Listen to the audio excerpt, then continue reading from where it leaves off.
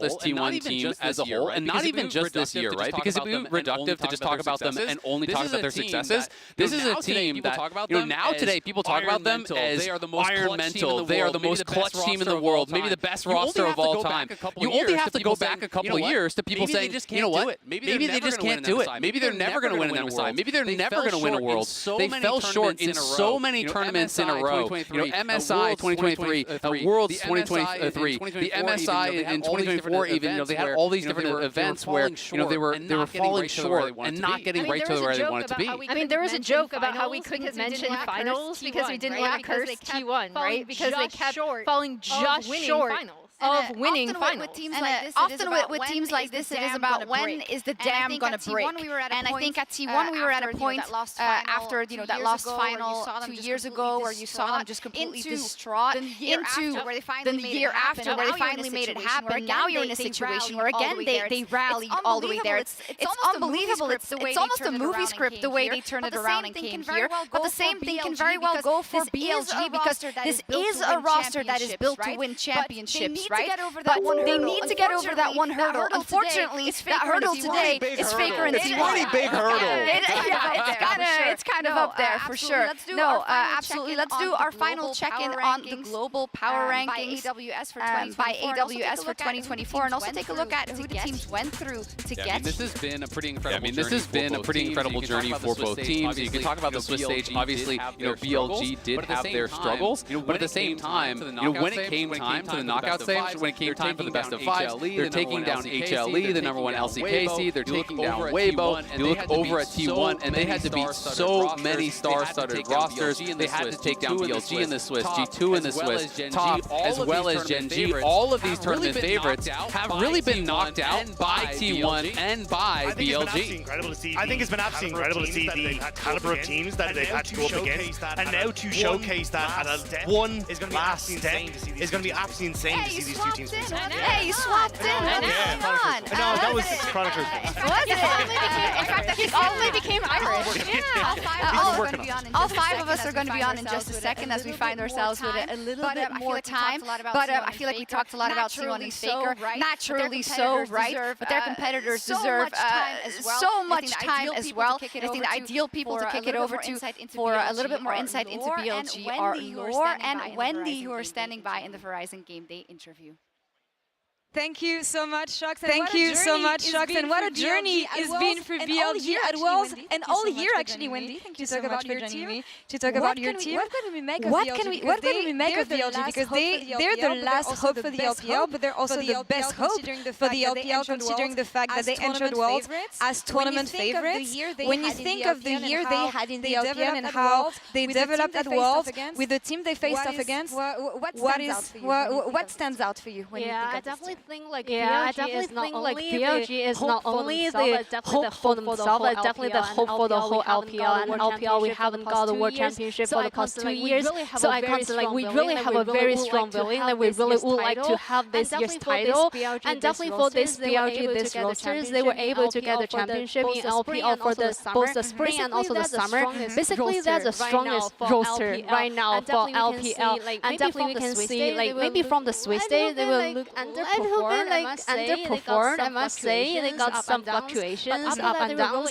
But after that, they were really able to have a very quick adaptation and be able to really showcase all the talents in the quarterfinals and the semifinal. The 3-1 against Hanwha Esports and also 3-0 against another LPL Pro WBD. So it's time to see how much talent they can show us here in London. Yeah, time to shine. And I remember that Elk was actually talking to us about the fact that Swiss stage is always going to be a bit difficult because of best of ones, because of the format, but you really can't expect a team like BLG to shine when it's going to come to series, and especially long series. And I have to talk about what Bean told us when we interviewed him in Paris, the fact that he had memories from the first time he made World Finals. It was against Damwon back then, and he got inspired by what Showmaker said back then, the fact that he wants to restore hope for the LPL. He wants to restore the honor of the LPL. What does it mean for them, for Bean, for BLG, for all these players if they could grab the victory today. Could be a really meaningful title for the whole LPL, especially for Bean, because 4 years ago he was also standing in the grand final stage and got the pentakill. We all remember that player. And 4 years later, for now, I must say, Bean really got his growth, his improvements, and for now we can see through the whole journey, he kind of really sharpened the sword, and he really had the very aggressive playstyle, and also he showed a lot of respect to Zeus, to Faker, to the whole T1, and because of that respect, definitely his game to just try his best to showcase all the talents. And he's a different beast. He's been saying it himself. He gained in maturity. He became even stronger over the years. And also, we know that he wanted this match today. He wanted to face off against T1. He wants to be able to defeat the world champions, the one who won last year. And it's going to be an interesting matchup, especially when you consider the fact that T1 versus LPL, that's a matchup that they usually like. So what do we think about the rivalry between these two regions? As a representative of the region, but also for the fans. LPL is always the biggest opponent for all the LPL teams, and also based on the past 2 years' record, we got 8 times victory in the best of 5s against all the LCK teams, and 6 out of 8 is actually from BLG, and the other 2 is from NiCE together with the last year's JDG. So who's the team that's going to maybe have the biggest hope to beat such a strong team? T1, I must say, could be this year's BLG, and especially it feels like 10 years ago the LPL is tried their best to get the title from T1 from Faker, and 10 years later we're still facing this GOAT. It doesn't get more hype than this. Wendy, do you have any closing thoughts about this matchup? Definitely really looking forward to this grand final, and I must say for all the BLG fans, for all the LPL fans, we like to just hope BLG they can just show all the talents here, just to show their strengths here, but still enjoy the game, enjoy the show. This is your stage, and no matter what happens, you are just the best team. And BLG, let's go! Thank you so much. Thank you so much, Wendy. Shox, back to you. Thank you so much, Jayo BLG. Indeed. Wow, she dropped some great quotes there about this rivalry, right? Because this is such a through line for this entire day about the LPL versus the LCK and I think a huge portion of that is, and I think a huge portion of that is, again, as you say, the revenge arc as well. But for BLG, they haven't lost the playoff series against T1 when you look across MSI and that. So there's a huge amount of these rivalries that are starting to grow in certain Beacon, and you heard it like NiCE last year as well, trying to take down the LCK teams. I think there are many players here that are trying to show that 5 LPL players can really step up on the international stage and show what Chinese League of Legends is all about. Knowing how big League of Legends is in China, how many fans there are, and I think very often because we're just so surrounded by a lot of T1 because they have such global fandom and referencing, but of course you have some trouble sometimes seeing things, right? If they are produced in China or the content or Weibo whilst we're on other social media forums. But let me tell you, it is huge. I mean, I will always remember that moment when EDG won Worlds, and there was this famous clip of the dorm rooms and everybody cheering. I think we have it somewhere, but I might have called it up a little bit too quickly. We'll take a look in just a second. Just to say, all of China is watching. All of China is watching. Some of the LPL players, some of the LPL players are some of the absolute biggest stars, not just in League of Legends, in the entire country. You can see the celebrations after EDG won. It was electric. There was videos like this coming from all across the country. And it's even when you look at like popularity votes within the country itself, like the #1 voted celebrity against music, against actors, against everyone. This is a cultural phenomenon that has taken over, and why the LPL produces such talent year in, year out. And the same year that Uzi was actually voted as #1, it wasn't like it was just Uzi because, well, he's Uzi. But there was 11 LPL players in the top 50 as far as, against celebrities, against the musicians, against movie stars, against everyone in China. It really is a national sport. It is, and you talk so much about Uzi. Let's talk about Elk. He's playing today, and I know that Emily, you've been following his career so intensely, right? So do you want to give us the this is really his breakout. This is really his breakout on the international stage. This is last year at MSI. These Jinx propositions. I show like people to watch his positioning in these fights and his spacing. He's good, and the way the team set up for his Jinx in a lot of these fights was absolutely phenomenal. And again, I want to reiterate something that Rob brought up earlier as we take a look at one of his Ezreal highlights, one of his many Ezreal highlights. Oh, not this one!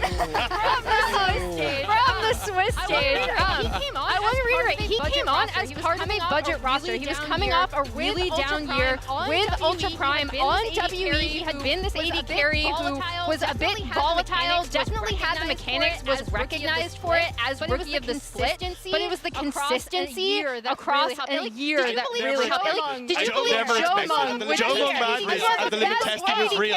One of my favorite things, one of my favorite things about Worlds is how it can make you a star overnight. Not that players didn't know him, but when you come to the international stage and when you have these insane moments, these insane performances, the Ezreal, his Kai'Sa outplayed by Baron as well, all of a sudden the entire world knows your name. The entire world is excited, waiting for you to have another moment like that. And both AFM and receiving end of that, right? Getting absolutely demolished. And it's really important to know, like, when you look at those plays and they look really cool, but those were make or break moments in those games. If he doesn't do that, if he oversteps, if he ends up getting taken down by G2, if he doesn't find that Kai'Sa outplay where he dodges the chains at the very end of that game 4 between Hanwha and BLG, the series might have looked completely different. Yeah, since we ended up with a little bit more time, the observant eye may have seen our clock jump ahead just a little bit, or jump a bit. Get a bit wider. We have more time. Jump behind. We have more time. We got more time. Okay. More time. Because we originally didn't have time to talk about everything, but now that we talk about Elk, we got to talk about Guma just a little bit. I mean, the croissant moment went absolutely viral, but not just that, right? This guy has been playing lights out. He really has, and Guma has been from the very beginning so outspoken about what he wants to be for T1, and I think that's one of the coolest things of this player, who, by the way, if you go way back to his international debut back in 2021, was already solid. Then his MSI, after one of the best splits that T1 has ever had, got solo boloed in the 2v2 by one of the Vietnamese teams. I think it was Saigon Buffalo. But now he has been, and this summer as well, where a lot of players on T1 were struggling.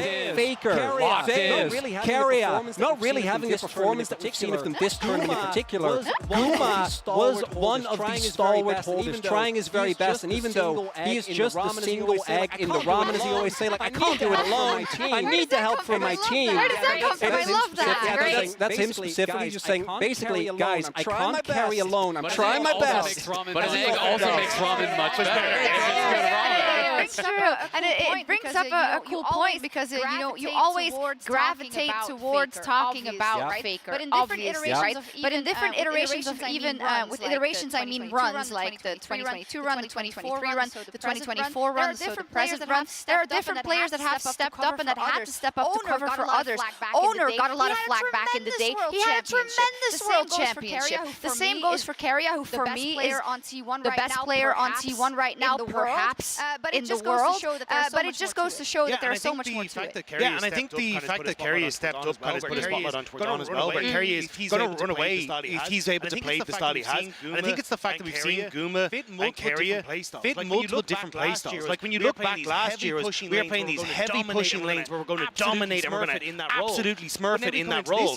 But now we come into this year and it's, oh, actually, Guma, you're going to take a step back. We're going to have Carrier roam on the map. We're going to play for Faker. We're going to play elsewhere. It's the fact that they have dominated multiple different styles, and now you get to see this next iteration of them once more coming onto the main stage. And that's what it takes to make 3 straight World Finals. I think this is the best roster in League of Legends history. Liam, our stats go pulled this for me. The average career of a pro is less than 3 years. This team made 3 straight World Finals without a roster change. It's insane. Put that into context. It's insane. Most people don't even have 3 chances at going to Worlds. Wow, you really got me with that one. Wow, you really got me with that one. It's crazy. There's one matchup we haven't talked about yet, but we will do so right now at length. It is Zeus versus Bin in today's featured matchup presented by Mercedes-Benz. Our final featured matchup presented by Mercedes-Benz of 2024. The top lane reigning world champion and a contender to that throne. Zeus is living up to his namesake. Despite all expectations coming into this tournament, he has managed to climb his way back to the peaks of Mount Olympus and is looking ready to bring thunder down on anyone that dares threaten his tides. Summer continues to put axes into the back of Zeus. The claims away from Arn splashes forward. Zeus splashes away. We'll get the slow. Hans with the cast. Hans now in the middle of the minions, doesn't have a ward to play. Zeus can open up and Zeus finds it. The young legend has reached Worlds Finals every year since he joined T1 starting roster. He is undoubtedly one of the best players in the world, but today he wants to put himself at the forefront of the greatest top laner ever at just the age of 20. Genji have been the kings of Korea, but we know the world is T1's home ground.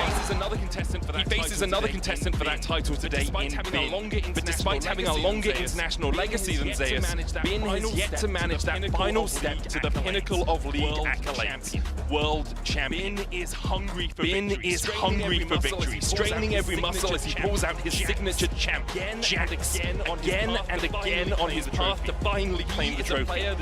He is a player that is more than prepared to take over games and carry his team to victory. PSG are trying to collapse onto Bin, no flash for him, no way out. You got Bin, goes back in with a counter strike. Who needs a way out? This is Bin we're talking about, and then he dashes away with a leap strike. Zeus is ready to face Bin. Zeus is ready to face Bin head on.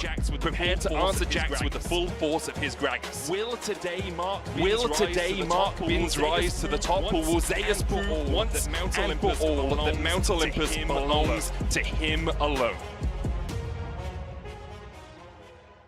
What a glorious featured matchup, and the one that Bin wanted, right? He said, Zeus is the one that I want to play, T1 is the team that I want to play because I want to exact the revenge for what they did to my brethren last year. So there's a lot in there. I do want to say goodbye to Dagda because he's running over to join Dracos and Raz for our socials streams, and you can grab that second device and take a look at that as well on TikTok or LoL Esports on YouTube. So League of Legends on TikTok and LoL Esports on YouTube Shorts to catch them. Shorts? Yeah. Shorts? Yeah. I was You thinking said about the right thing. I was thinking about You said the right thing. I was thinking about like actual shorts. No, you did great. They're all wearing shorts. Never second guess yourself. We might be too. Bin doesn't. Bin never second guesses himself. Same goes for Zeus. And you know, it couldn't be a finals countdown without an edition of Draw My Life. And this time it is Emily about Zeus. Yes. Draw my LCK life. Zeus. Zeus began his pro career with T1 Academy for the 2020 season. He has been with the T1 organization his entire career. His nickname Zeus actually was recommended by his mom since it already sounded so similar to a transcription of his existing nickname. Since becoming starting top laner for T1, Zeus has never missed qualifying for an international competition. He's made 4 international finals of 6 and is a defending world champion. He's also an Asian Games gold medalist against DK last summer. Zeus gave himself a famous pep talk where he told himself that he would go to hell if they lost. He's kind of known for looking stoic when he's like locked in. And this is a story where he'd stay behind, practice a lot. But Zeus is also known for being very silly and very goofy with his teammates. A direct contrast to his serious in-game personality. And now I know you were watching Zeus back during that rotating roster, that 10-man roster that we were all kind of wondering where players were going to end up, and Zeus winning out at the starting spot. I think the big thing for me that's been so impressive is how he's willing to play the same kind of counter-pick heavy style that Bin is. It just creates such a firework. It just creates such a firework. Talking about these players individually is one thing, but I think the best rivalries in sports happen when there is both a really great level of mutual respect, but also being like, no, I'm the best. No, I'm the best. And we actually get it in a final today. And 5 games at that. It's like, I mean, it's just insane, right? It's like almost no one will even argue. It's the best 2 top laners in the world. We'll see if it comes out. And we'll see if it comes out if there's no shenanigans where they never actually get to lane versus each other. No. Swaps are banned. Hey, let's talk a little bit about Bin a bit more in depth. How has Bin been doing this World Championship? Because I seem to remember when we were watching the Swiss stage specifically, I mean, granted, BLG wasn't firing on all cylinders. I was like, okay, where's my top lane WWE? slam everybody. Where is he? Has he ramped up? Somewhat, but the problem for Ben, I think, is how he played domestically, right? You're always kind of compared to your own form of self. And for Zeus, his summer form, not great. So in his way, for him, it really ends up being a beneficial comparison. And I think that for Ben, I still think he has been contesting for the title of best top laner in the world. No one can deny him that, especially with the run he's had throughout the playoffs. But has he played up to his full potential? I'd say that he can reach that here today. I think the big thing to reiterate again is Ben was so good this year, right? So good in summer. I think it's almost unfair to him because we're comparing it to his best iteration of himself. It's kind of insane to think there's a whole other level that Ben has not yet reached. Just from what we've seen at this And he's in the World Finals. We laugh about it. Oh yeah. We laugh about it, but actually when you put everything into context, what we've talked about already with T1, you're all very highly educated analysts, but you can't use any other word for it than magic. Whatever happens to T1, however they get aligned, right? And you're going to need something if you are the opposing team to break that. Because we saw it yesterday versus Gen G. Gen G was supposed to be the best team in the world. Their macro should be unshakable. And they were dizzy just because of how T1 approached that matchup. And for me, Ben is one of the people I'm looking at to say, I'm going to have this huge performance. I'm going to go above and beyond, unlock that next level to make sure we can win here today. There he is! As Ben always does. 0 and 3-0. I was like, no. Come on, man. I'm not part of this. And when you talk about magic, Ben has already shown that against C1 in a best of 5 internationally this year. Think back to the Camille game at MSI. It was absolutely stellar. Ben just refused to lose. He took over a game which they were behind in, and he can make that magic happen. He can turn a game on its head. He's made magic for a few years. I still remember. I think we're going to see it. The barrel on Gang playing first in G2 back in 2020, but he keeps doing it. Oh, this is it. We know it's on the way. We know it's on the way. Unfortunately, as you're saying, right? Still the only guy to get a panic in the World Finals as well. Has been as confident for as long as he's been on the scene. Yeah, and to reiterate, the coolest thing about this matchup is the mutual respect coming from both of these top laners, right? Like they both really burst out onto the scene in their rookie years. Ben was so adamant. He wanted I just think it makes perfect sense. I just think it makes perfect sense when you think about it. Both these players know that they are the top 2 top laners in the world. Both of these top laners believe that they are the best top laner in the world. How else do you prove it? You beat the other guy that's in the running on the World Finals stage here in the O2 Arena, and you leave no doubt. You're so good at this, Azil. I've got goosebumps. Oh my God. Yeah, the top lane matchup, but so many across the board, indeed. And Ben also, outside of just saying that he wanted to play Zeus. That's the name of our producer. Not as good at League of Legends. Not as good as League of Legends. If he's watching, pretty good, I guess. But he has also risen up as that person who wants to take the responsibility for the team. We have a quote because Showmaker famously said a couple of years ago. We'll take a look at it, right, Emily? That he would be the person that would take the responsibility for the LCK, and Ben is trying to take that same pressure for the LPL. And I think this is really a point in favor of just how much Ben has matured over the years, right? Where he's like, I am going to shoulder that responsibility for LPL now. Like, it is on my shoulders. I will assume that responsibility. We saw it earlier in a little bit more of a jokey way, right? Where he was like, if we suck, we suck.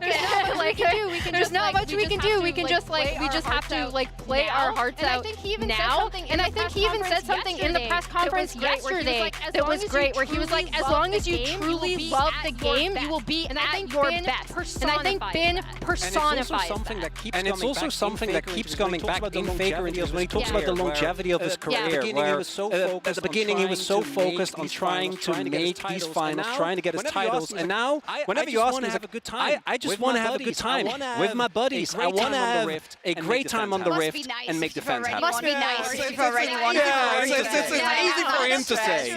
But it does contextualize it, right? Because of course, that feat of 41 of that arc of those finals where you were a finalist and you didn't win, the absolute breakdown in 2023 when it didn't work out, and it working in 2023. You know, it's all something that you take in your arc in your career that will make you stronger for the next time, and that's kind of the difference between the two teams, as to one that has to again jump over that, both internally as with their team, and a team that has done it a couple of times before. I mean, I absolutely agree, right? The win at Worlds 4T1 recontextualized everything about this entire roster, because it had been all of these almost, all of these what-ifs, 4T1 and this roster in particular, up until that point, you win that year, it can change everything, and BLG has the same opportunity here this year. Because for BLG, even though they didn't have 9 last year, that loss to Weibo was still shocking. It was a colossal upset. It was them that were supposed to be in the finals. And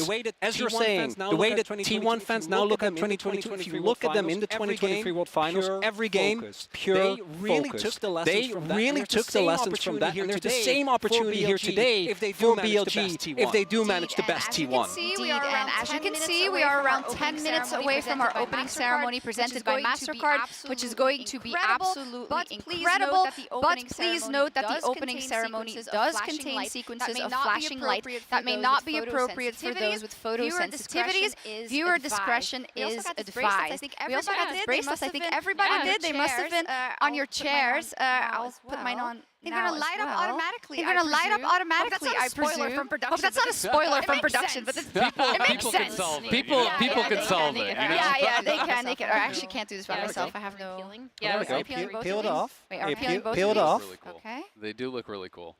Okay. Sorry, this was... Sorry, this was... I'm just so excited. I'm just so excited for the opening ceremonies as well. I mean, it's always such a treat to be able to watch them live each year. They seem to keep one-upping themselves every single time. And I don't know about you guys, but the World Song this year was absolutely one of my all-time favorites. I'm a massive Linkin Park fan, have been really for most of my life. So I am so insanely excited for the opening ceremony. Yeah, me as well. And I think, you know, we may be up here and having our little points prepared and everything that we want to sell to you, even though you don't need to be sold the excitement, because you're all here and you all probably got up this morning like it was Christmas morning. I definitely did, but we're also such huge fans of League of Legends esports and have been for so many years. So we're giddy when we're standing here and about to see this, just like everybody here. Oh God, it's going to be so exciting. So let's bring it down to a couple of overarching touching points to really get us into the mood for what should be an unbelievable best of 5. I want to pull up the bracket from the 2020 bracket, the playoffs bracket, where famously T1 went through the entire LPL stack to win their championship. And this is so important in the context of today, because if you see, who didn't they beat there, Worlds, Maurits? Yeah. It was BLG. They only met in the Swiss stage. In the Swiss stage, that was a best of 3, so obviously very different than a full best of 5. And because of the loss of BLG, again, the big upset that Weibo got at that tournament. They didn't meet at that tournament in the best of 5. It is becoming such a rivalry between these two teams, because they do meet time and time again. It is now 4 straight international events that these two titans have been matching up, and it has been going back and forth. You know, BLG has been winning out in the best of 5, but it's been T1 often winning out in the group stage, and it's kind of Worlds versus MSI. And I think that's where you get so much of each of these teams kind of shouldering the responsibility for their regions, for their countries, but then also a mutual respect between them, because they have faced each other so many times, and it's so amazing because we so rarely get these kind of developing rivalries cross-region. Yeah, we have a couple of more tournaments next year. Chris Greeley, so we're really happy for that. We'll see more of it. But this is how the record has shaken out between them as of recent times, which leads a lot of people to believe that BLG should have the upper hand. In fact, 3-0, we saw it there from Bin. He also said it in the press conference yesterday. We've beat them so many times. We're so comfortable. Why wouldn't this be a 3-0? And I think that's actually what I was going to bring up, is like how confident Bin is because of their record in best of 5 specifically. We can go back to that MSI. Best of 5, but went to 5 games, and that has been a recurring theme for T1. When pushed to the brink, that's when both in spring in the LCK, when they lost that 5th game to Gen G, and at MSI, they were unable to actually push through one go in the distance. Absolutely. I mean, it's just absolutely. I mean, it's just such an opportunity. I think here for BLG today because there really is no sure path to the top than through the team that is already sitting on the throne. Right? You have the opportunity to make history, taking down the best roster in League of Legends history, taking down the undisputed greatest player of all time in the mid lane. There's no better chance for BLG to establish themselves amongst the very best ever from the LPL and amongst the very best ever in LoL esports. And then by contrast, you have Faker in his third consecutive final, right? The only other team to do it and try to defend their title in the next final is T1 back in 2016. Faker and after you. That's amazing. Faker meditating. Oh no, we won't. This is normal. That's fine. This is normal. He reboots a bunch of times, downloads the latest firmware, as we say in the LCK, just to make sure he's up to date on everything that's going to happen today. One of the things I love to do, when I'm watching these international tournaments is looking at the player cams during the game. And you can really sometimes tell the way a series is going to go when you see players really nervous, really visibly shaken by things going bad. T1 is never like that. They have been so laser focused, so locked in. This entire event, every time you look, they are unfazed, and they are just ready to focus on the win. No, absolutely. And now that you brought that up, I was looking at the BLG player cams a lot as well. And specifically Knight in all of these games and a lot of these big wins on stage. He was screaming his heart out. He was smiling so much, right? And for him also, slowly throughout this knockout phase, it must have dawned on him a little bit more. Every map that they won, every game that they won, is this going to be the chance that I have to finally get that world's title? Because he believes, I'm sure that he is better, that he can do this. But the thing is, on a day like this, it's not always about that, Emily. There's so much more. There's so many more demons you have to overcome. I think my favorite player to watch on BLG is actually Shun, because he's always just there vibing. He's vibing. He rolled out of bed, he showed up, he's going to play some League of Legends with his friends, he's going to have a great time. And I actually think that's been such a benefit for this team with his substitution coming in.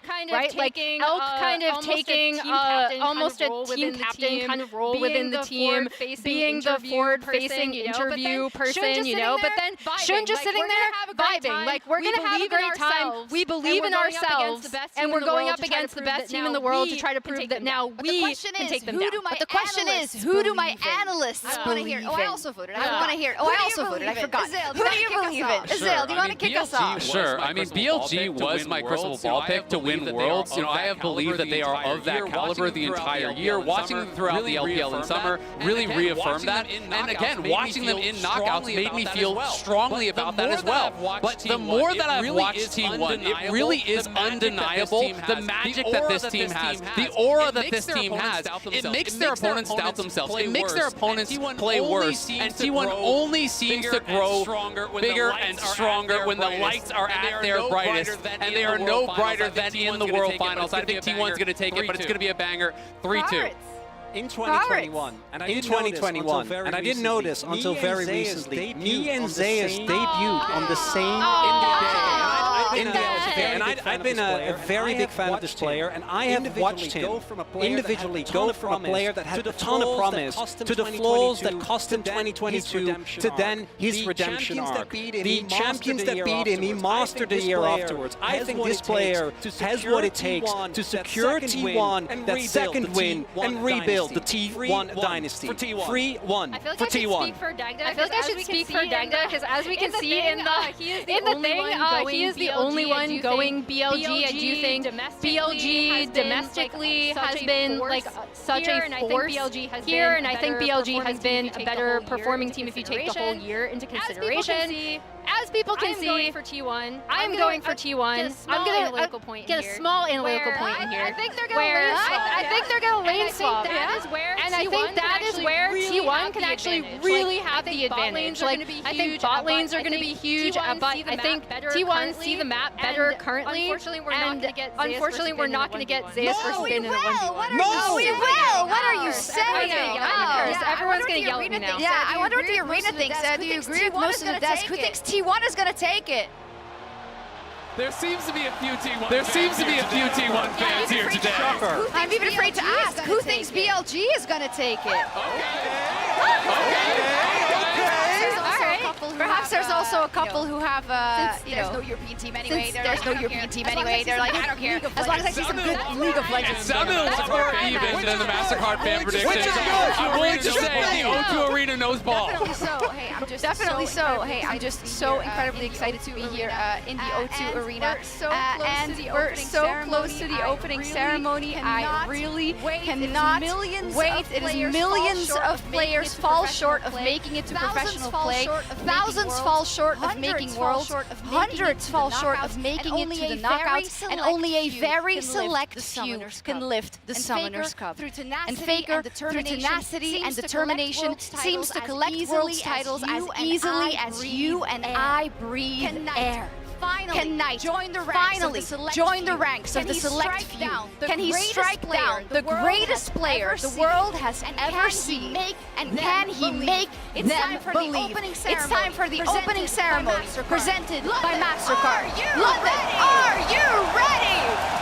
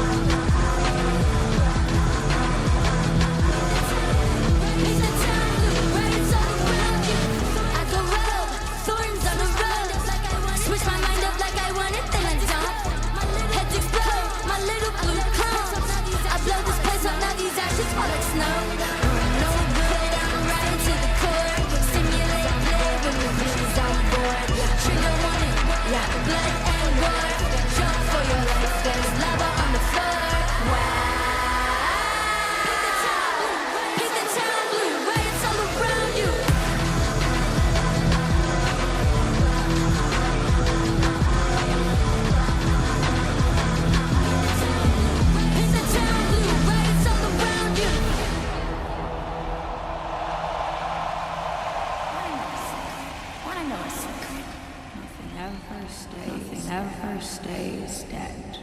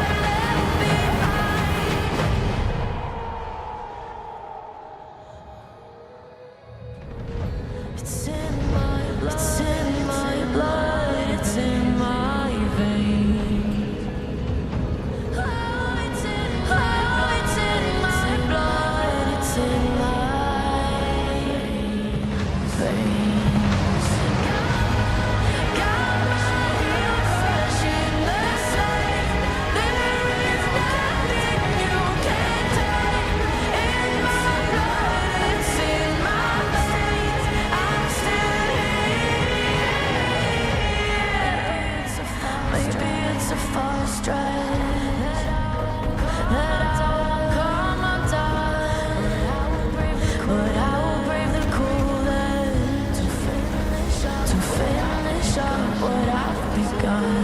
'Cause it could all end here with the strange daylight cutting on. And my shadow stretching out. Is it all enough this time?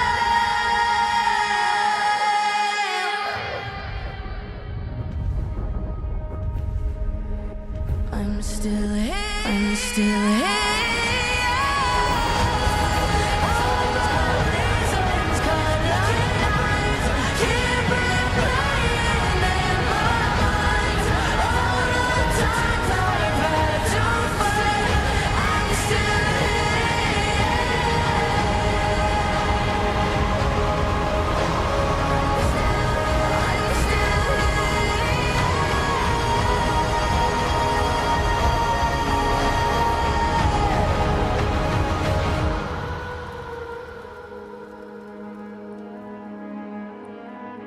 It's in my blood, it's in my blood, it's in my veins.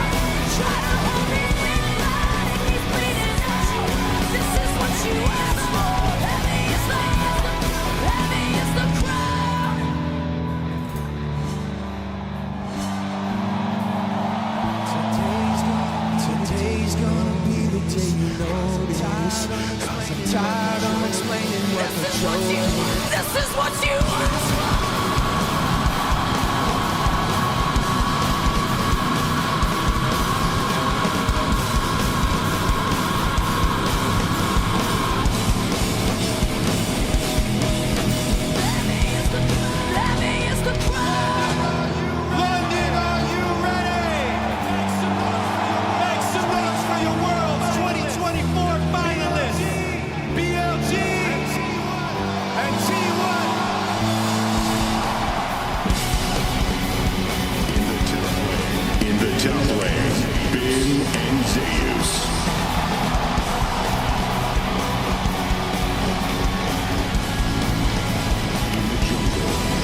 jungle should and honor.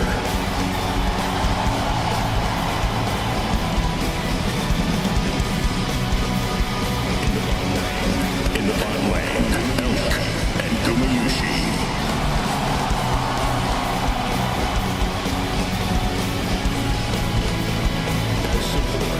As support, own and carrier.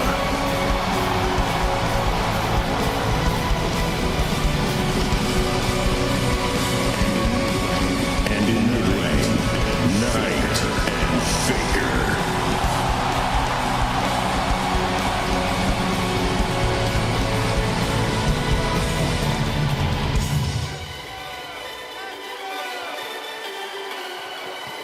This is what you asked for. Enemies we cross. Fire in the sunrise. Ashes raining down. Try to hold me back. Keep bleeding out. This is what you asked for. Heavy is the ground. Heavy is the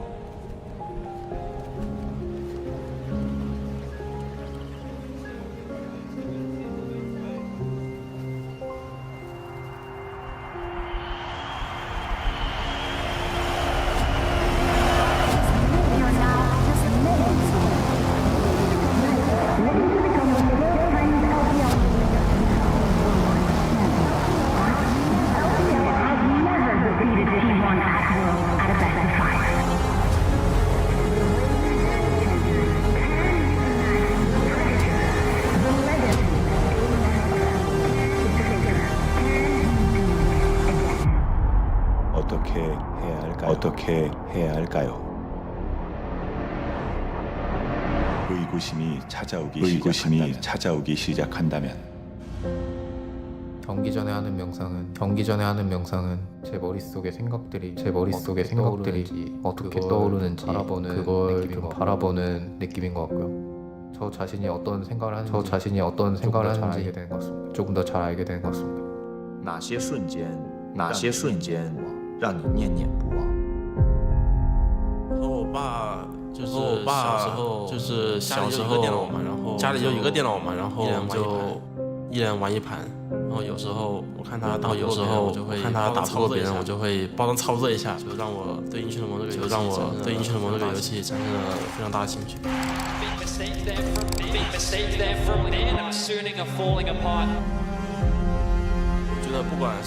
我觉得不管是谁站在决赛的舞台上，都会承担很大的压力。 그때를 떠올려보면 가장 먼저 드는 감정은 분노인 것 같습니다. 여태까지 해왔던 것들이 뭔가 허무하게 무너지는 기분이라서 두렵습니다. 哪些回忆又让我们惶惶终日，惴惴不安。在瑞士的时候就会也想过我们会16强的回家，但那个时候大家对外界的评论压力受挺大影响。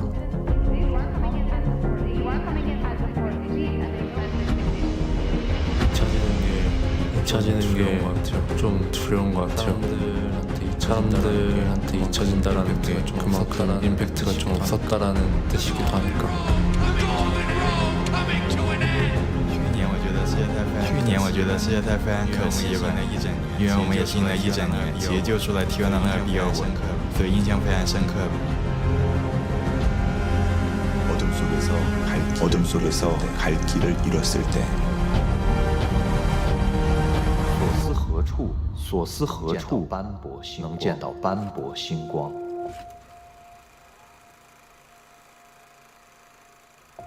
儿子，一晃你们住国外快1个月，一定要注意身体，睡好，吃好，睡好，4个4年，站在了，你又是站在了世界赛决赛的舞台，爸妈真的为你感到骄傲。 인자기 삼촌,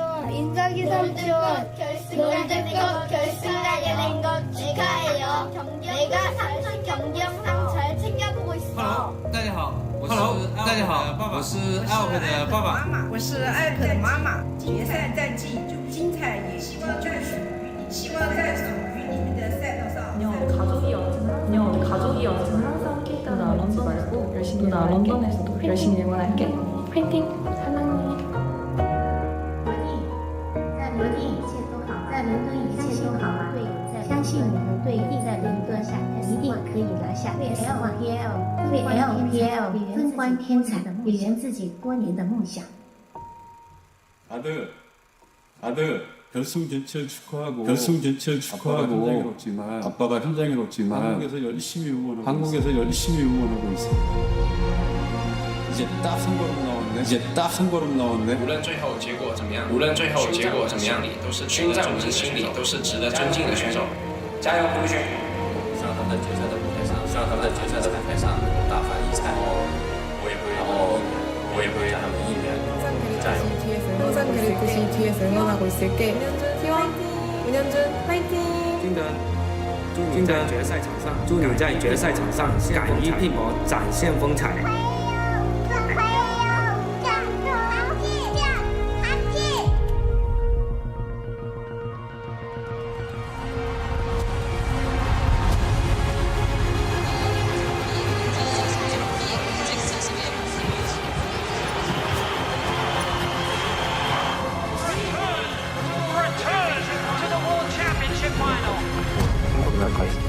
행복하게 잘 했으면 좋겠습니다. 뭐든 좋아. 뭐든지 다 보여줄 수 있는 거 다 보여줬으면 좋겠어. 항상 응원하고 존경합니다. T1 월드 우승 가자. 화이팅!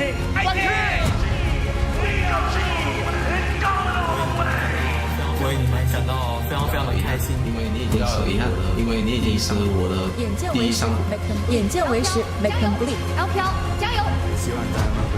希望咱们回想起世界赛冠军中单的是代表 LPL 的，会有一个代表 LPL 的国产中单的名字，国定。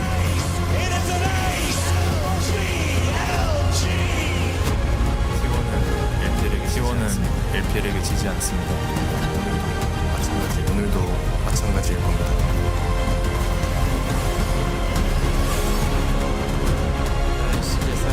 在世界赛的历史上，对于 LPL 来说，T1总是不可战胜的。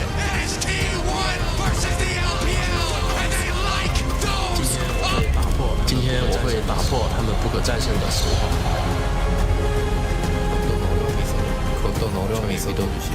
저희를 믿어주신 모든 분들 다섯 번째 우승은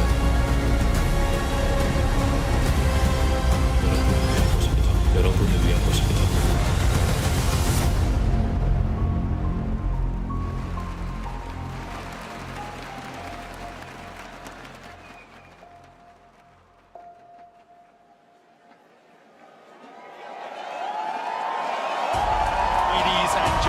Ladies and gentlemen, and everyone else, it is our divine privilege to bring you the World's Finals here in London. I'm Medic, I'm joined by Betty and by Kobe, and what a series lies ahead of us. And what an amazing intro that was. They made us cry right before Champion Select. Yeah, I mean, we're going to have to push the emotions aside because we're getting straight into the draft. The Jack's respect ban thrown straight towards Bin.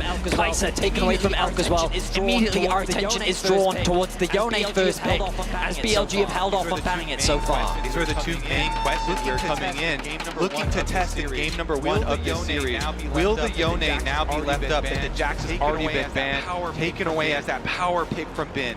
See where BLG decides to go. The Aurora, BLG decides to go. The Aurora and the Vi they're banned so far. If you do ban it, the Ash comes up super high priority as well. These bottom lanes for T1. So they're going to probably trade maybe the Ash back on the other side. Faker goes to the Yone again. But it could also be Zeus in the top lane playing the Yone. It's a possibility. We expect to see perhaps the Ash and the Skarner here for BLG. Very well could be flex pick there for T1. Zeus, of course, finals MVP, in large part because of it. Sejuani is another pick that you usually want to pick with the Yone, so T1 may be looking that direction. Now that the Skarner's already been picked up by BLG, those melee synergies with the Sedge. You have to remember that Ziggs raises in priority a lot for Gumayushi now, that depending on what the direction they go in the jungle, Gnar likely going to be the blind pick towards the top side of the map. When we think about prevalent top lane picks, Gnar is not only one of Zeus' all-time favourite champions, but also just a relatively safe blind, especially with the Jax taken away, but you leave yourself open to the Camille as well. So now BLG is going to be forced to decide whether they want to lock in mid or whether they want to give Bin a mighty counter pick on the top side. And the AP that you bring up with the Ziggs here, definitely something that T1 has to be thinking about. All AD at the moment, and they only have one left. You either go with the Sedge that we were talking about, or try and get your AP early. So well, Sedge of course synergizes so well when she has melees in her top and in her mid lane. Gnar, not always a melee, but can be whenever he goes into that Megnar form. Yone obviously one of the better melees, but with Smolder not banned away, Knight is going to look towards that as an answer for the Yone in the mid lane. Ooh, the fake out here. He's just flashing some of his great champions right now. And they go back to the Sylas. Sylas has been incredible at this tournament. I think that Sylas into the Yone matchup is always a bit of a gamble. He must be picking it largely for the teamfight value. Sejuani, Gnar, and Yone all have great ultimates to steal. When we think about BLG, their teamfighting has been a core part of their success at this tournament. But they've seen the same Ziggs that we have. They're going to ban it away. Will T1 look to respect Bin, knowing that he is famous for his Camille on the top side? I think you have to. Both these teams know each other so well. They've matched up so many times. And at this last MSI, the Camille was effectively used. Double protection bans. They actually do the Renata themselves.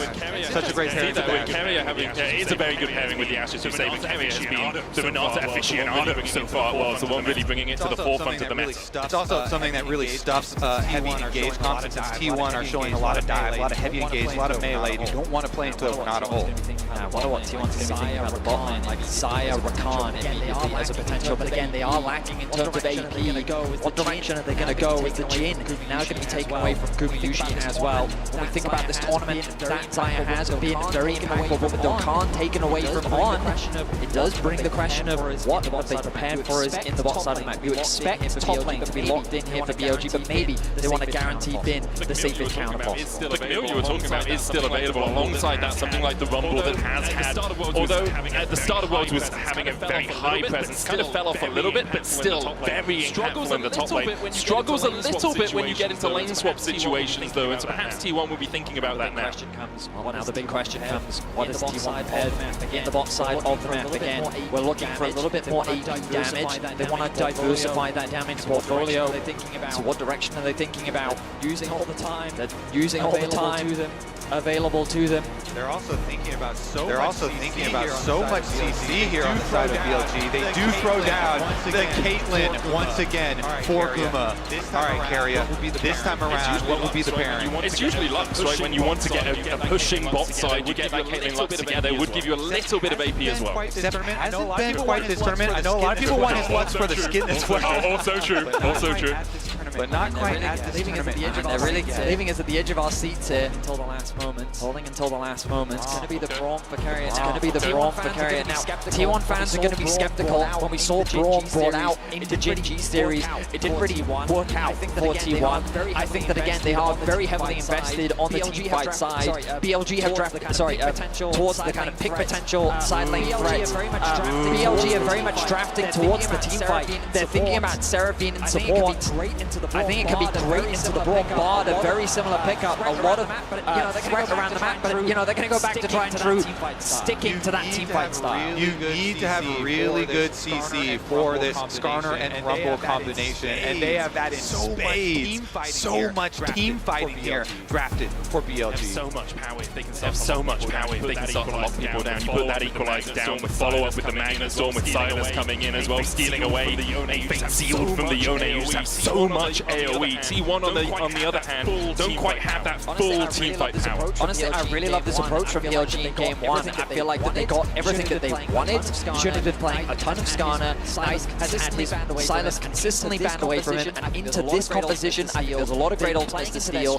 They're playing into their strengths, which is their team fighting, and T1, I think that being so heavily invested on the AD side, I worry about whether or not they're going to be, how much damage they're going to do in these team fights. This draft is also going to have some ripple effects for the series overall. You know, BLG being on red side wanted to test the waters in game number one with the Yone again being left up and having, you know, nice confidence on either Silas or things like the Kali even to pick into it. If they cannot beat it this time around, you're not afforded that luxury later on in the series. Remember, T1 had side selection. They won the coin toss earlier in the week, decided they wanted to start on the blue side. It has been a favorable side so far at Worlds for BLG, bringing out the big guns in game one to try and take that first victory of this best of five. I think that shot right there was a big indicator. Some smiles on the sides of their faces, some confidence coming in here. That is the one big question in Worlds Finals. Pressure at the highest that it can possibly be in the entire year, and they are ready to meet that challenge.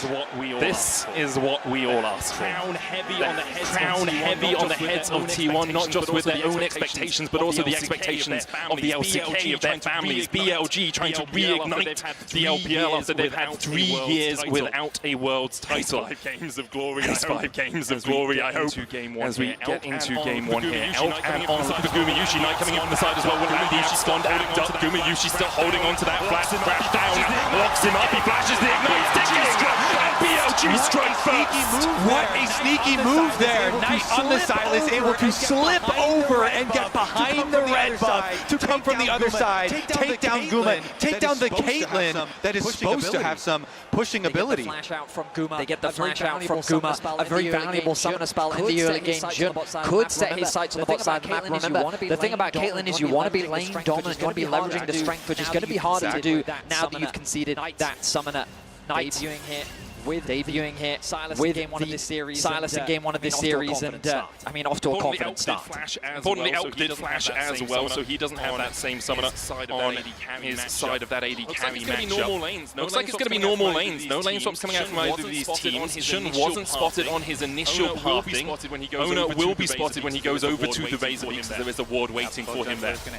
Both junglers going to head full clears down to the bottom side of the map. One thing we've seen a lot in T1 games as well is Keria specifically roaming mid to Faker, especially in these melee matchups. You know, getting time for the Braum is going to be more difficult now that they lost Guma's flash early. They're getting pushed in. Elk and On are not going to let him have any free roam timers. They're certainly not. You can see the strength of the Ashe in the early laning phase, getting that early level 2 as well.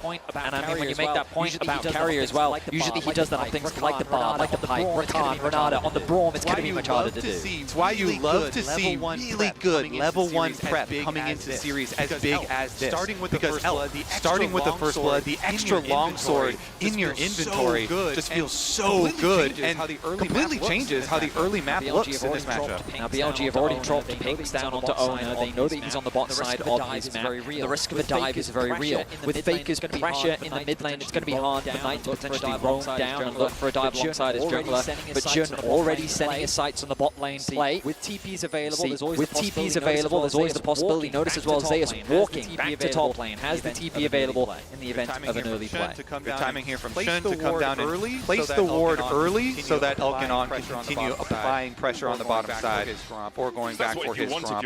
That's what you want if you're BLG. You want to be able to continually harass Guma and carry it down in this lane. Have them in a position where they are either looking for CS or eating your damage, and hopefully both for BLG on their crashing down out. Gumayushi and Keria have been able to hold the wave just outside of their tower range. Earlier recall there for Owner because he doesn't want to try and contest the bottom side Scuttle Crab because of the pushing bottom lane. So wants to trade, wants to get the top side one for himself. It's going to be a little bit annoying that Bin also on the Rumble is pushing up, and Bin is going down to check out that Scuttle. In terms of early skirmishes, you can see how the Yone is often able to get those advantages in the 1v1 that Knight doing a fantastic fantastic job in terms of farm, has that slight lead over Faker, going to commit the TP towards mid lane, having grabbed a few early items. Remember, you've always got to remember, Knight famous for his Mejai's purchase on pretty much every champion that he plays. Only the Dark Seal for now, but depending on how well the game is going, he may very well look to upgrade that item. Let's talk about how the game might go from here. We're only 4 minutes in, but we do often, in about the next 30 seconds to 40 seconds, see that swap for Grubs. Knight and Faker trading in the mid lane. Faker down to half HP, he'll snap back to his soul.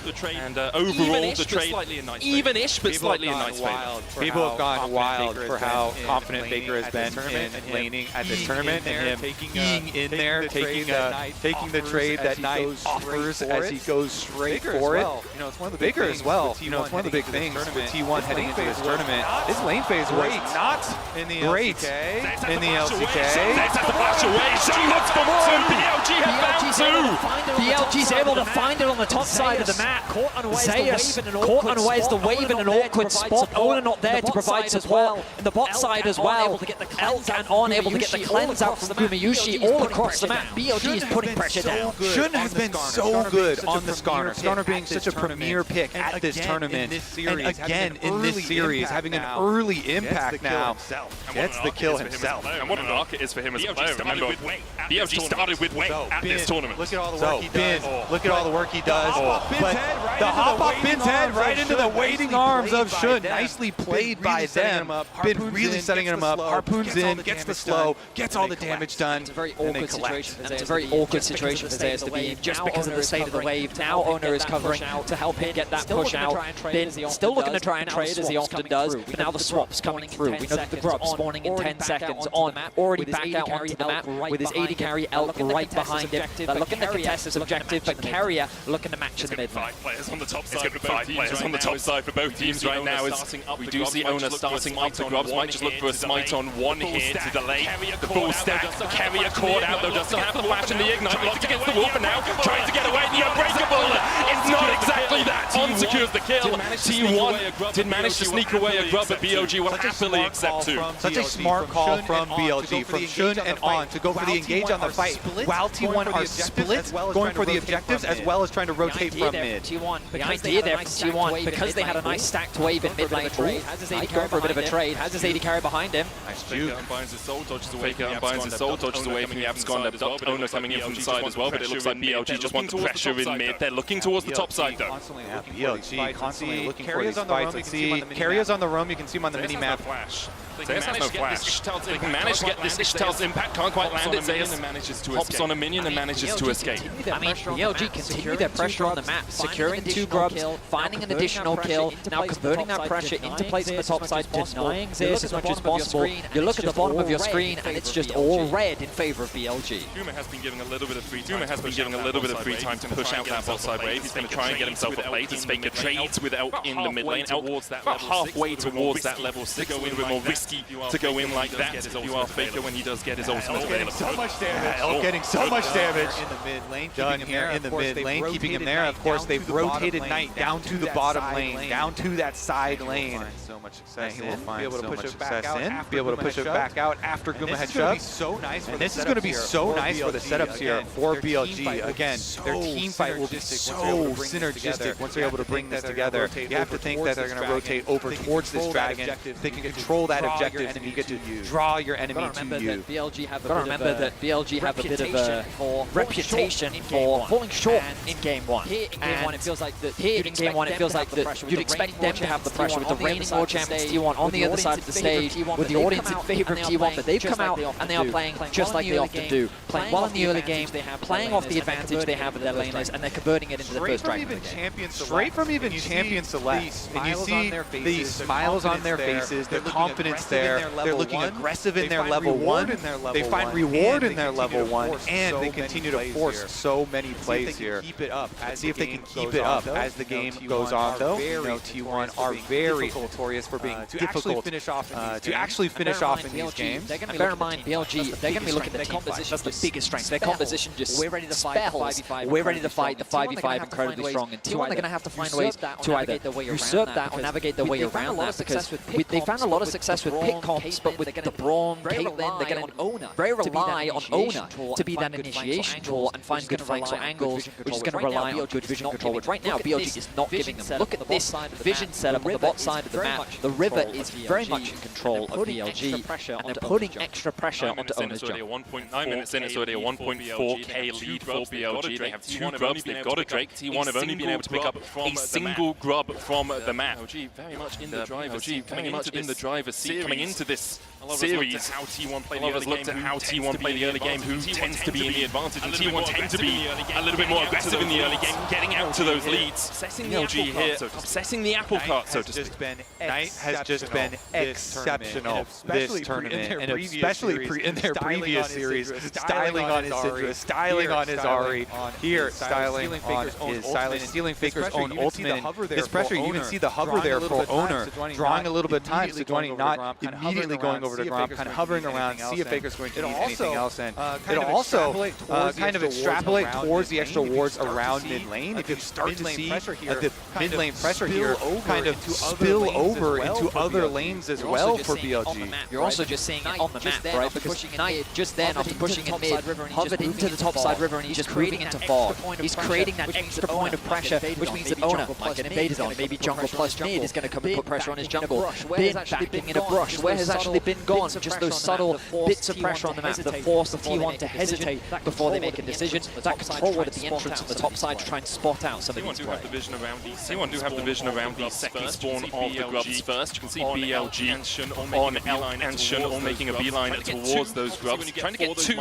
obviously when you get 4, those might begin to spawn. Alright, so BLG, you can see they've got the early lead on timing on this map. With the push on bottom side for Knight there, a couple of those minions dying to the tower, he gets his recall into a purchase off and has his teleport ready if they decide to fight this grub fight. Currently, Faker as well collecting the minion wave now, his teleport ready to answer if they do want to throw down. This brush that Carry is standing in is incredibly important for the team fights, but he's going to have to give it up. Shun going to try and chase him down, throws a rocket into his back, the TP comes in by Knight, who just finished his rocket belt, and on goes in, Ona's locked up, outscomed there, Dugty flashes the wall, the arrow goes wide, but BLG get everything they want, they force the enemy jungler away, and they can turn their attention to the grubs. C1 decision right now, do they just let Faker farm turret play? It's Guma! It's at the Baron pit! I know it's the grubs right now, but he always manages to steal it! Whether it's Varus or Caitlyn, Guma's got the skill shots to get your objectives. Beautifully done by Gumayushi. Able to get 2 grubs at the very least for T1, so something, and they get a lot of plays both in bot and mid, so collecting a bit of standing gold that's hovering around the map right now. Little the BLG can really do the contest, instead they're committing towards the top side, trying to secure this top tower, and they will secure themselves that second play as well. Guma trying to get away from this carrier coming in as well with the Winter Spike. Shun's on the chase with that Ishtar's impact, but locked up with the Glacial. Fisher will be slowed. His AD carrier protects his AD carry. Look at the confidence that Knight is playing with right now. Every time he sees someone on his screen, he's going in for a play. And I love the fact that BLG, they spot out Ona in the river, isolated, and immediately all collapse onto him. They tried to stagger that CC as well to keep him locked down as long as possible. There he is. Should be fine. He's going up towards Mega as well. He can trade in. TP coming in. The T1 have the advantage. The Nav into the wall. Ona has no flash and only 200 HP to work with. Now that's nothing. Sent back to the mountain. Big seal. T1 down. T1 find their first 2 kills of the final. What a play! Zaya strikes here. Wait, Shun is trying to hold off until Knight arrives to defend this tower. Still going to be some turret play money as well as the kills here for T1. I mean, great awareness from Zeus, recognizing that in the face of the bot lane, he was actually stronger. He knew that he had the Mega Gnaw on its way. He knew that the TP was available for Faker, and they set up for a very nice collapse. Recognizing they had the TP advantage as well, because BLG used 2 TPs to fight over those second grubs.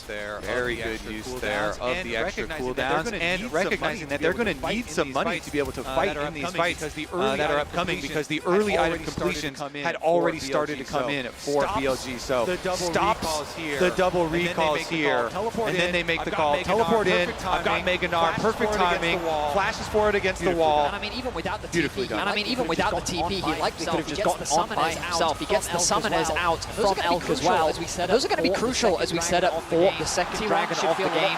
T1 should feel a lot more confident about being ready to fight for that objective. As you're seeing on the mini-map, though, extra gold going back there, the side of BLG, as Knight is able to push in and get another turret plate for himself. So remaining slightly ahead there in his matchup. About 1,000 gold between the two teams right now. The 200 gold lead for Nice Gumayushi. The only spotted blue, and only 20 gold bottom. It's only 20 gold ahead now too. And gold is one thing, but really, it is about the item completion.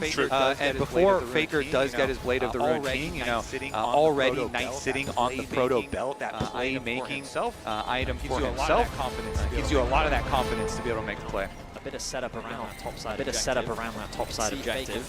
You can see Faker fishing for information. That no one's going to be sounding on the side of BLG. Dragon is available, but really no setup on either side towards that objective. Resets have come through. Items looking to be further completed. As you rightly said, Kobe. I imagine that Faker is incredibly close to that blade completion on his next bash. He should have it, and it is crucial. It is a game changer in terms of your ability to fight on the side. Another thing that is oftentimes hard for, as we start up the Rift Trail here. Looks like they should be able to get it though. Another thing that's kind of hard for fans to track usually is information that the teams have, because it's not necessarily shown on the scoreboard, but it is critical to the success of these types of teams that they have set up here. And so without the extra vision, looks like it is just going to be the trade. Dragon for Herald, no problem. But I will say, Knight staying on this outer turret and getting the outer turret gold himself again, more money funneled into this Silas. Silas does scale so well. Yeah, notice that again, while T1 did find that TP play, now they're behind in terms of TP.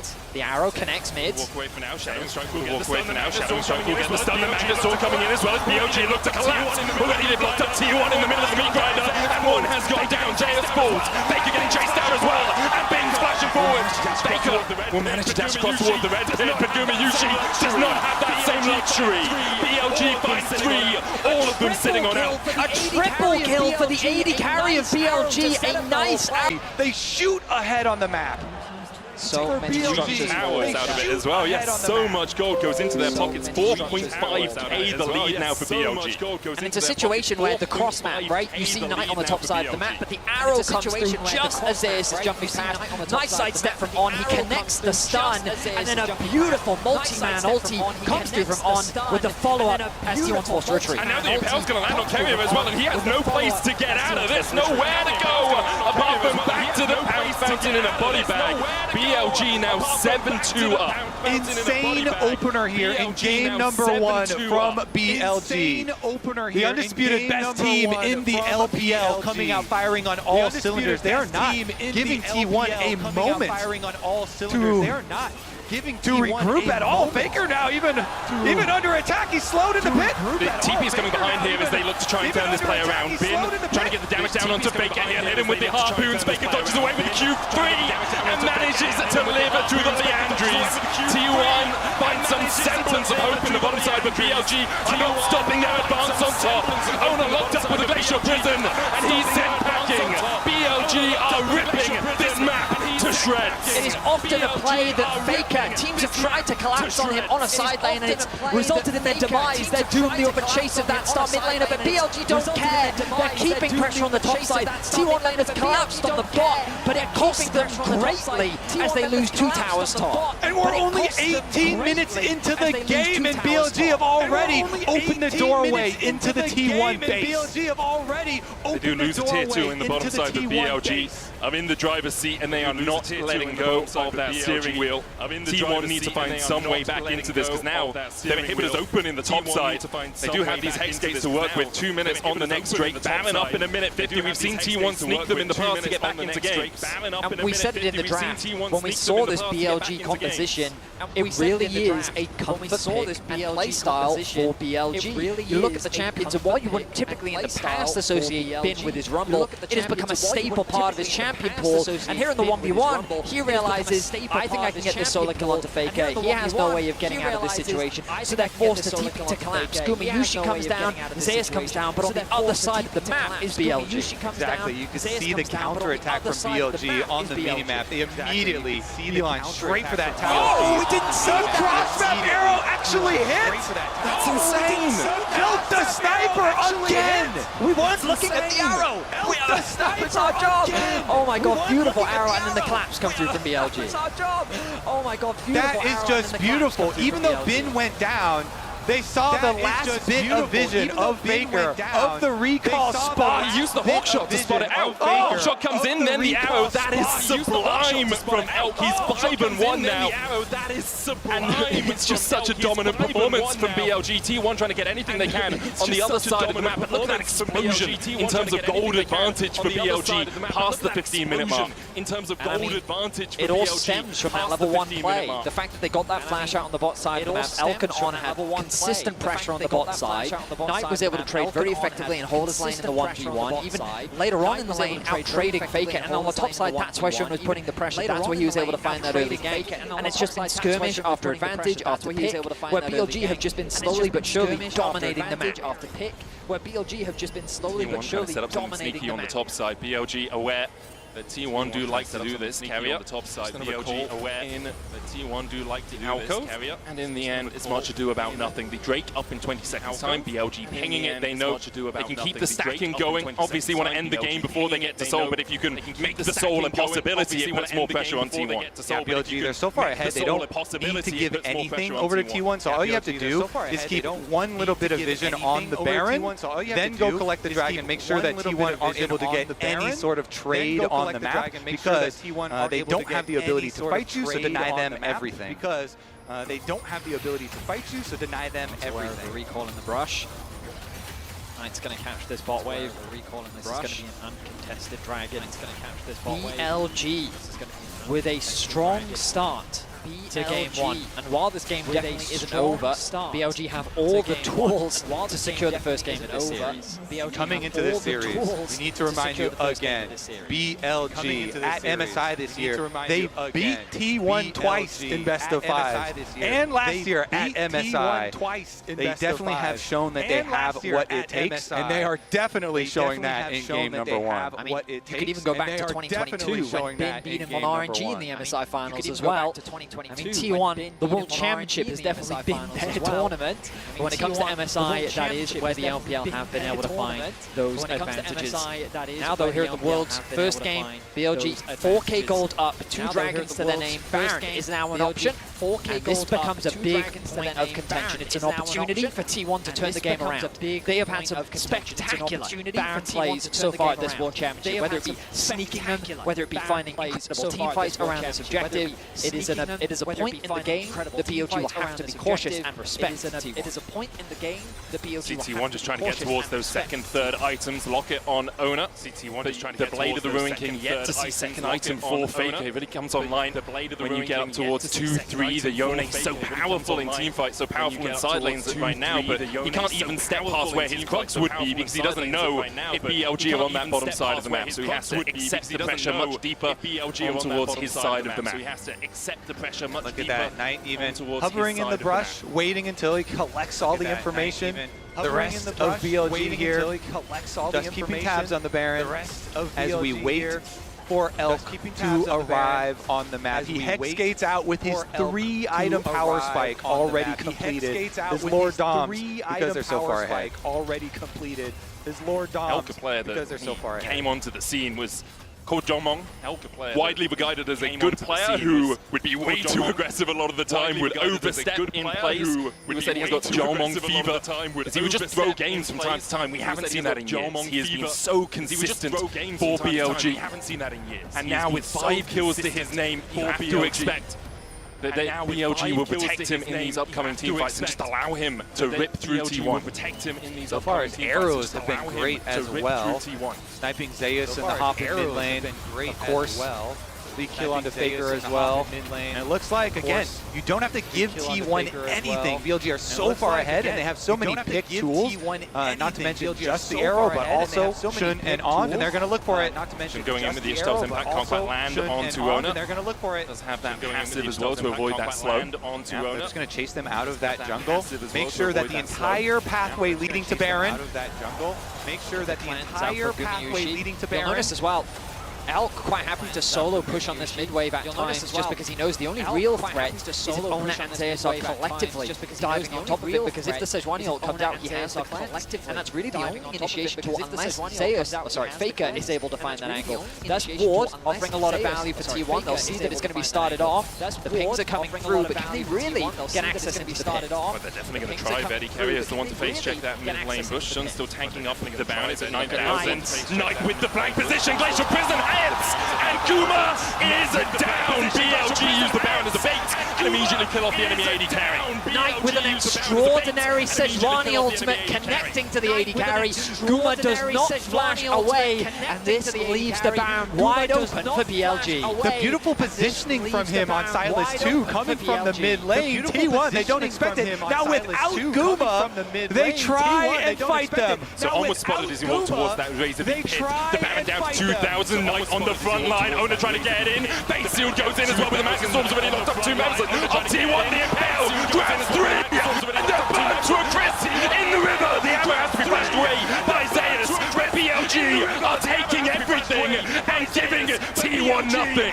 It's complete annihilation. BLG are going to try and chase him down as well. Zeus able to jump across the wall just before he got hit with the Shadowing Strike, but now with the Baron buff on them, BLG can advance down mid. The TP in from Knight as they look to close this one out. I mean, they're knocking down the inhibitor towers, the Baron buff BLG. The respawn time is still about 10 seconds. They're going to respect it, they're going to back away, but the damage has been done to the base of T1.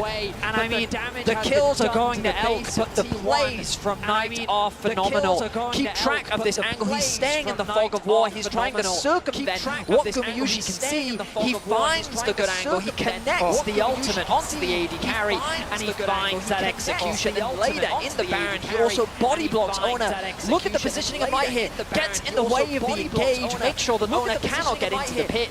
He sidesteps Faker's ultimate. And Knight is just, he's spectacular. Faker's trying to get away from Knight, but the Knight wants the throne! And Faker's been pushed off it! BLG are on fine form today, and T1 just can't keep up. The golden left hand of the LPL strikes down the GOAT in the side lane, and BLG will collect their third dragon. They might collect the entire base before we see the fourth. Knight has had an incredible tournament, and he's not going to slow down here in the finals. BLG have steamrolled T1 here in game 1. They're looking for another inhibitor, and they're looking to the game. Gumayushi, Ona, and Kemi are trying to defend the arrow once again. The Impale hits Guma! He's got flash, but he's still stunned up. The Impale comes out, and Guma falls under his own Nexus towers. T1 still trying to defend. Zeus doing everything he can to keep Knight away. But BLG continue to advance. The first Nexus tower's down. Faker's back up. Trying to find something out of this game, trying to find some defense against BLG, but the oncoming masses are just too damn strong. And now into the wall. Faker's fate is sealed as he dives the backline and dies for it. BLG come out swinging and take game 1. The coordination from BLG in this first game was exquisite. I mean, what else is there to say? Just incredible play from BLG. Just incredible, absolutely phenomenal. BLG. All right, for the TFT players, the Teamfight Tactics Macau Open, this year's biggest TFT event, is just around the corner. And Chunk is already celebrating at the China Regional Finals in Wuhan. Once we wrap up the Tactician's Crown, we are heading to Macau, and we're thrilled to bring you along.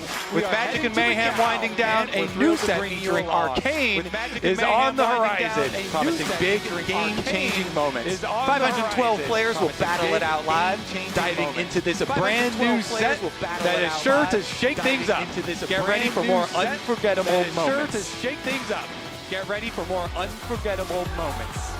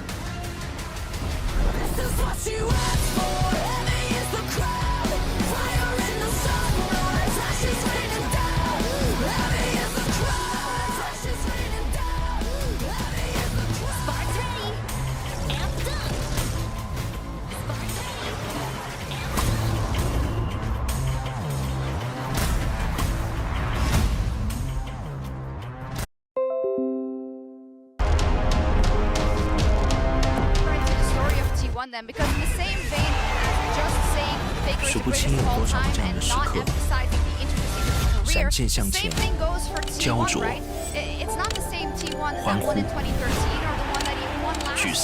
Yeah, or the one that we had a month and a half ago. Yeah. I want to show something.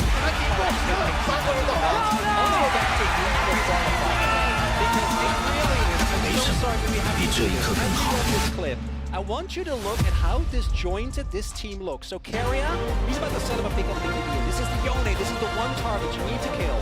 And now I want you guys to count how many ultimates get wasted because of the anti-synergy. That's 1, that's 2, that's 3, that's 4 ultimates that get thrown into people. London, get ready.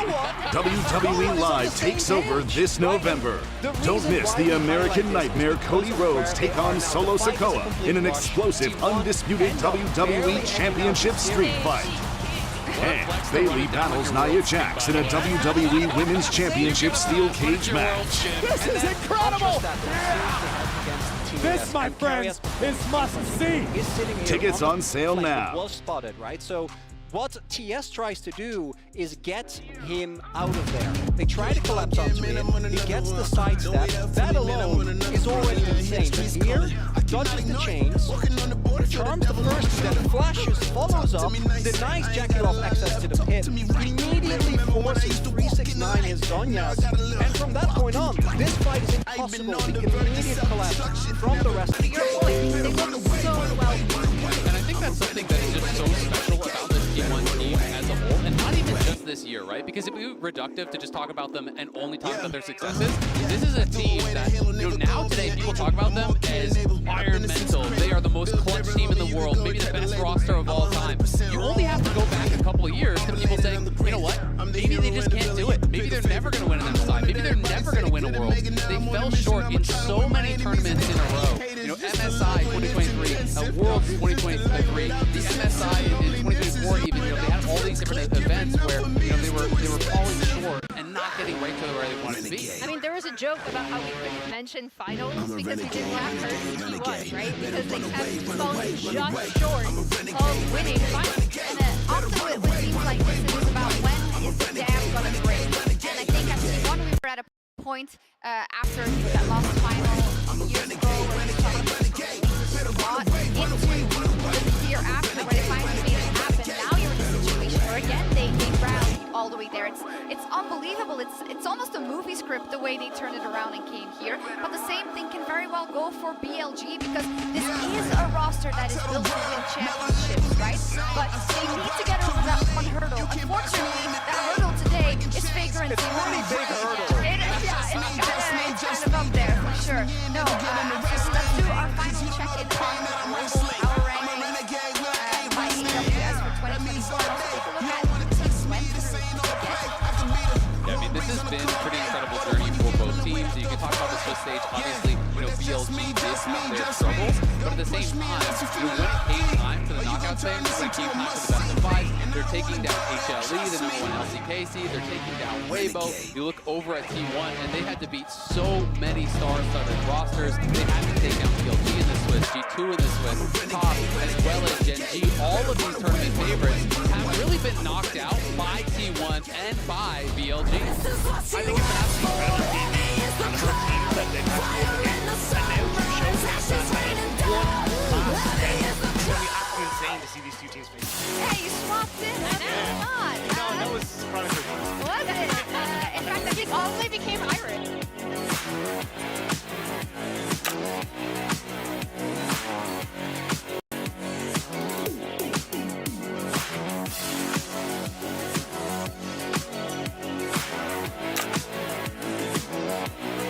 加油，爱不要加油。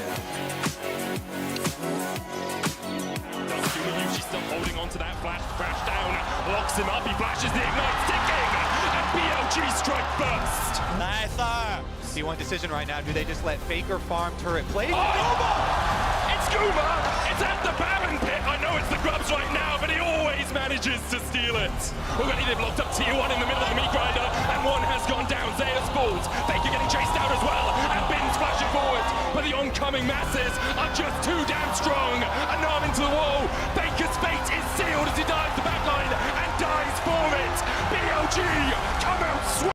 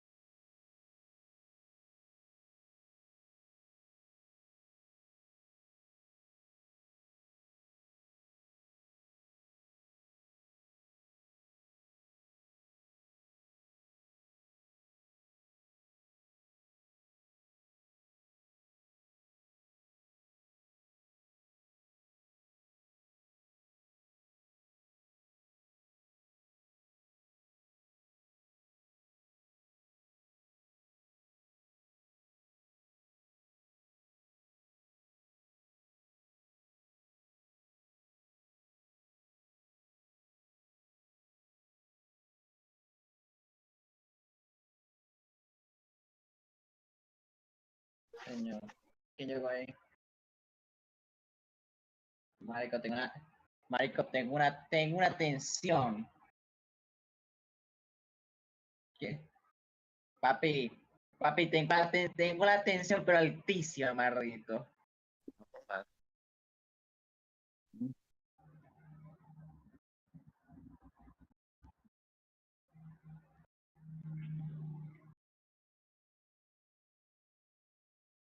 Están en todos lados. Vamos mal. Marico, vamos triste, weón.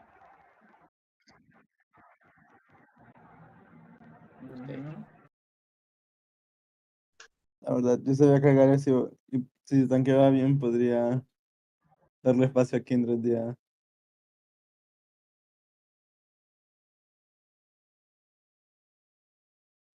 Papi, cante, ve.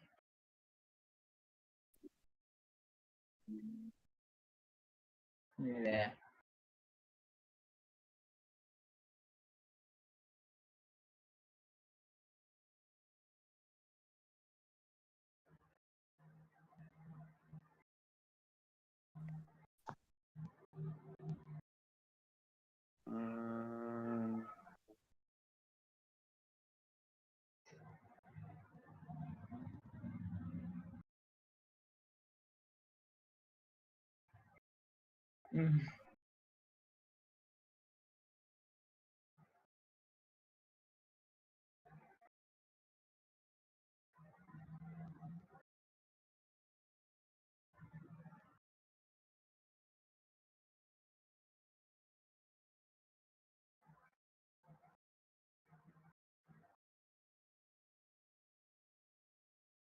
¿Qué? ¿No te responde que Twitch? Creo que te está fallando, pues. ¿Qué página? Alá. So what is ClickUp? ClickUp is an all-in-one productivity software where you can manage everything and They very early, they still get it, and they trade in the kills. I really thought that was going to be a huge throw for BLG. T1 did a good job of clearing out the wave first, before then turning their attention onto BLG, and it felt like the focus was divided between the tower and the fight, but somehow they get away with a 1-for-1 along with securing the objective. Yeah, again, and the extra objective. Yeah, the outer tower, 500 gold, plus the kills. But here's the early hook on the Blitzcrank to start it out. So they're still tanking tower a bit. They're playing with it. Gallia ult comes down, Renata does delay them under it. Then they're trying to both get their kills, but then also finish off the tower. ¿O hay otra? Sí, gana. No, después de esta hay otra más. Y esa puede ser la última si... Sí, uno gana.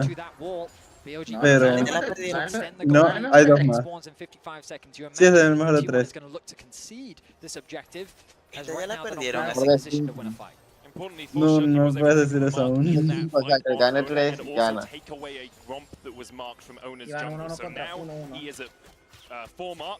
was a very long time coming off, and you see, especially in solo queue, you see Kindred's really. Yo solo quiero que ganen para que me digan que los stands no importan. Pero de momento solo me está mostrando que sí, los stands son importantes.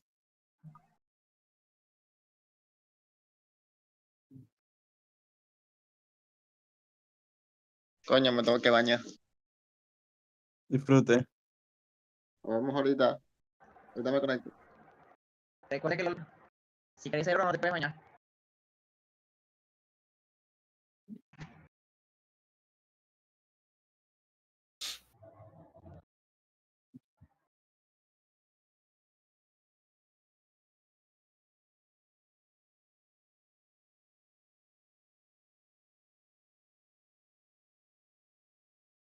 No. No, lo van a matar. No puede ser. ¿Por qué hizo eso? Ah, ya, para tener los súbditos. Ah, ok.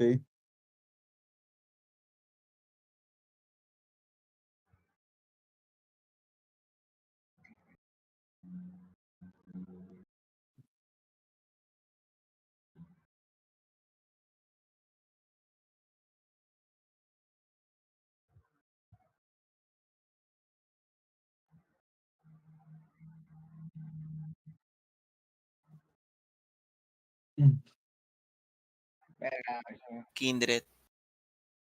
Y La verdad es y que el equipo enemigo no tiene ni un tanque para que Vi haga algo.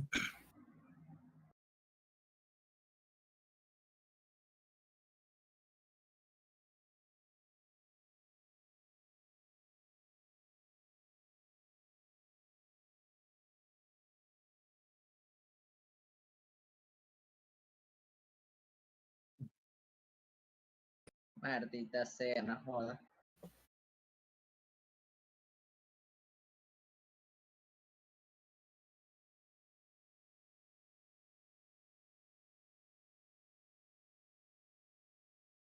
Que Dios te oiga, marico. Que Dios te oiga.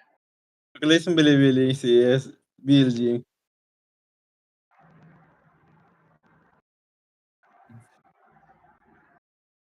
Ay, marico.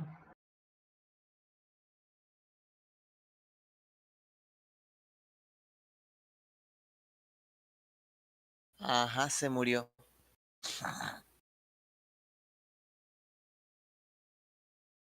Dios, ya van 2 ultis. ¡No! ¡Se murieron!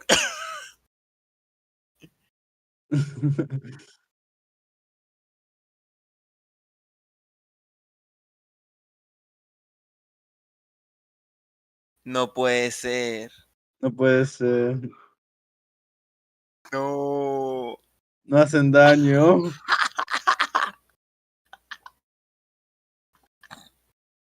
Ay, no. Ah, ya está ahí está el añito. No. Bueno, sí, porque le da la ventaja de Varón, 10.000 de oro. mátalos.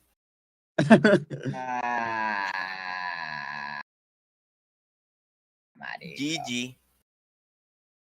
Maldita sea, chamo, ya.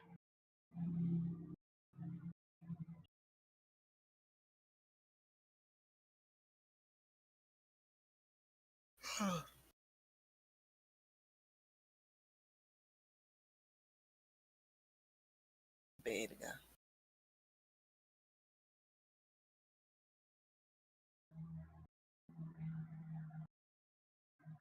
Maldita sea.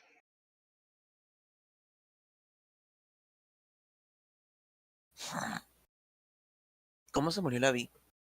¿O no se murió?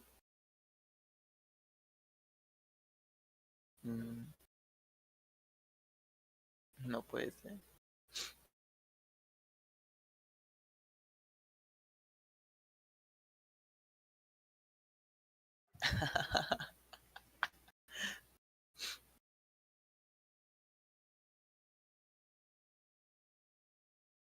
Mid diff.